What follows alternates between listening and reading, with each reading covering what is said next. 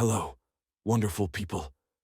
Subscribers, viewers, everyone who has decided to check out this channel and subsequently this video.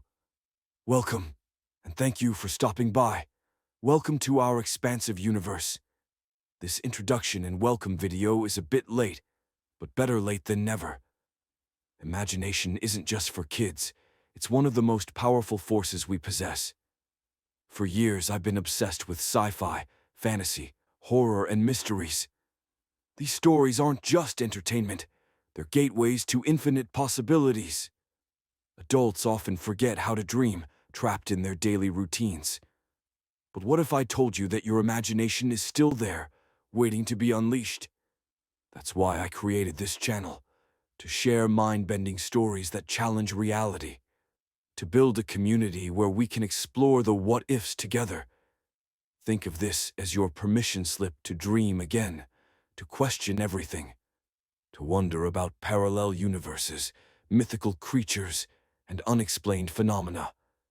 Every video here is crafted to spark that childlike wonder you thought you lost. This isn't just content, it's an invitation to journey through the impossible. Your imagination never died, it just needs a little awakening. With that being said, here are a collection of short videos for you to enjoy.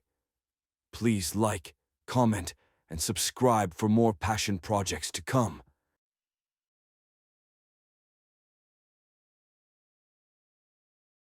Part 1. Survival on Zarbon 2. You are a space ranger. You set out to discover the unknown. However, a system malfunction on your spaceship caused you to lose control and crash on the planet Zarbon 2. The Zarbon planets range from 1 through 10, where the number is a direct indication of the danger and threat level of the planet. Although the environment and creatures on Zarbon 2 are nothing compared to the other Zarbons, you still have to be careful. A single wrong decision can cost you your life. Due to the system malfunction and crash, your spaceship has been damaged. The ship lost its power core upon breaching the planet's atmosphere, and the armory of the ship was also torn out. On your person, you only have a plasma knife, a plasma gun loaded with 6 shots, and 72 hours worth of oxygen in your suit. How do you proceed? Option A. Seek out the armory first. It contains all your weapons and ammunition, which is essential to keep you alive if Space Ranger Command is unable to locate you and rescue you in a timely manner. The in-suit scanner has located the armory, an estimated 21 miles from your location. Option B. Seek out the lost power core of the ship first. The in-suit scanner has picked up its energy signature, an estimated 32 miles from your current location. The power core is the main component of the ship. It is essential for rebooting the ship and contacting help. Option C. You have great faith in Space Ranger Command. You decide to not venture out, but to sit tight and wait for rescue. What will you choose? Good luck, Ranger. The planet Lunasteria, a planet 900 million light-years away from Earth, located in the Noxidose galaxy. This planet is unique because it has a sun that, due to mysterious, unexplainable phenomena, is almost completely black. As a result, it emits very little light or heat from its surface. This has caused the planet to essentially be in a state of constant and perpetual night and coldness, as the light that is produced by its sun is unable to illuminate the planet or warm its surface. As unforgiving and uninhabitable as this planet may seem, life still exists here, although in a form that humans cannot imagine. The harsh conditions on the planet have forced the species on Lunasteria to adapt and evolve, or die and risk extinction. The desire for survival is such an overpowering driving force for all living things, with the creatures on Lunasteria being no different. Most of the species on the planet go through some form of major adaptation every few centuries in an attempt to further enhance their chances for survival. A common evolutionary trait discovered is that even though the creatures have eyes, most of them are completely blind. With the planet being so dark, evolution decided that sight was not a necessity. So, over time, ocular vision was sacrificed, and the eyes were transformed into a new extrasensory organ with different uses and purposes, depending on the species.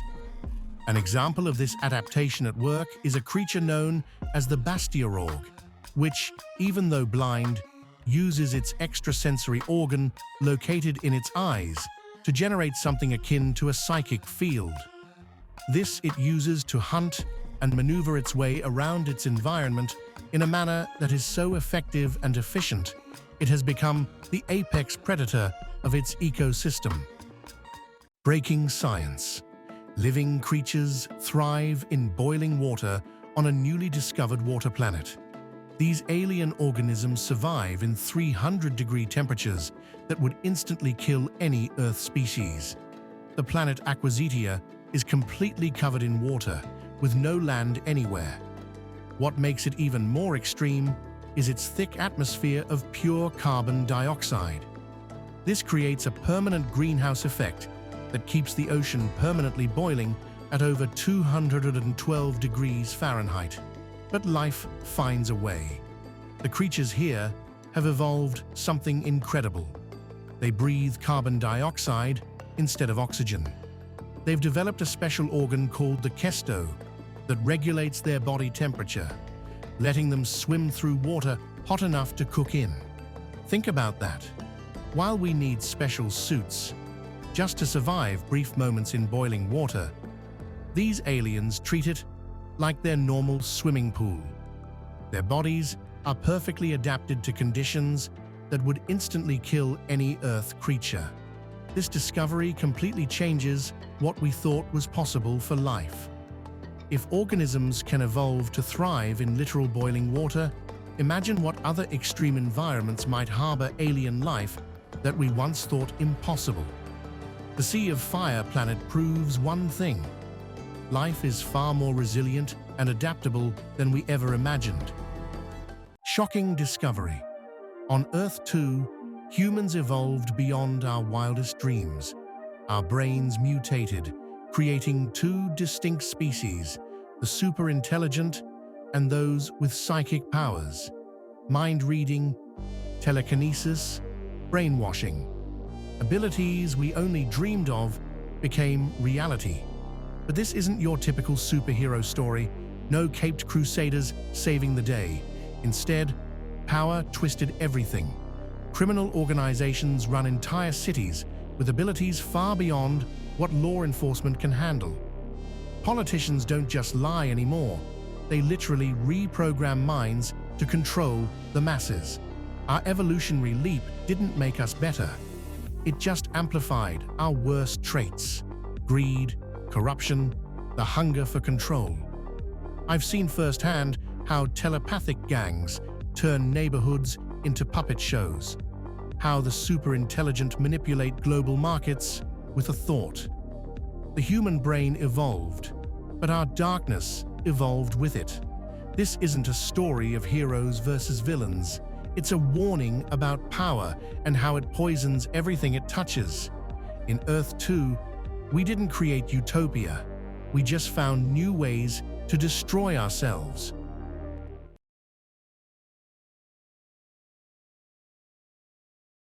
Ancient prophecies whisper of a battle that will shatter our realm.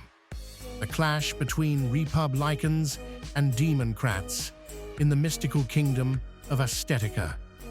In one corner stands Glenod the Devilish. He leads his werewolf warriors with unmatched combat prowess. 300 battles, not a single scratch on his skin. His speed? They say he moves faster than lightning itself. Facing him is Alamak the Almighty. Her magical powers have turned entire cities to dust. Her demon folk army wields forces beyond mortal comprehension. Their spells are capable of bending reality itself. Hundreds of thousands of warriors gather on each side. The air crackles with tension as werewolf howls echo across the plains. Demonic energies swirl in ominous patterns overhead. The fate of Aesthetica hangs by a thread. Will it be raw strength and primal fury, or ancient magic and supernatural power that prevails? As storm clouds gather and the ground trembles, one thing is certain. This battle will reshape our world forever. The drums of war are beating. The time has come.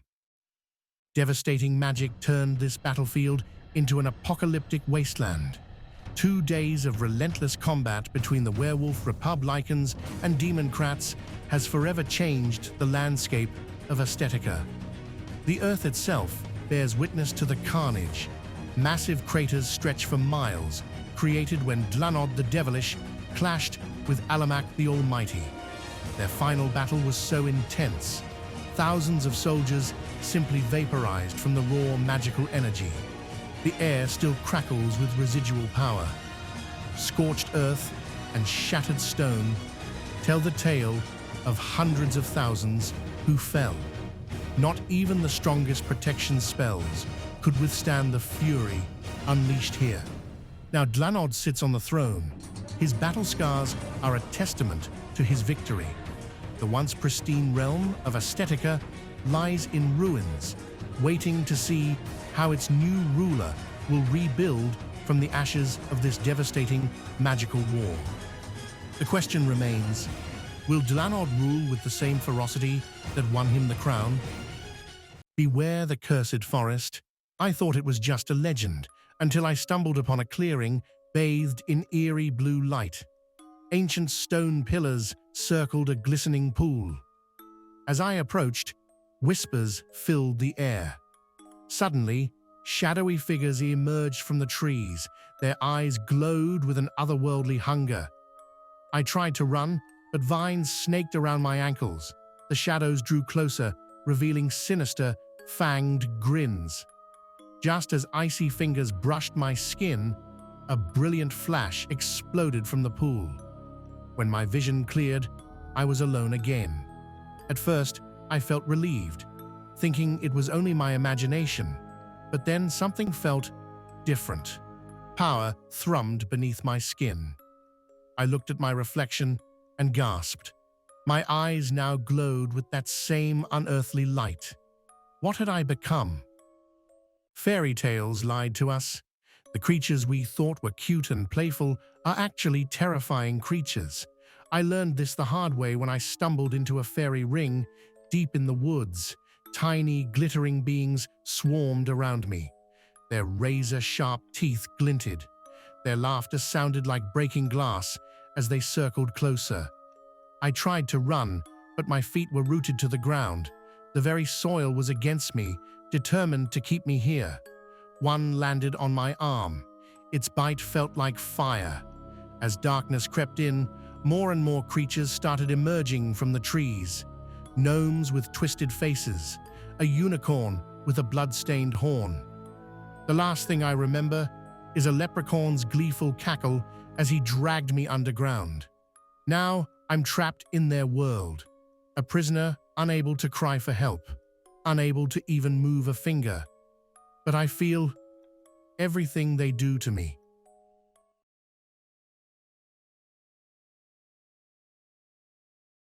Unexplainable horror grips the city. 97 bodies found in just 6 days, all missing their faces. Identification only possible through wallets left behind.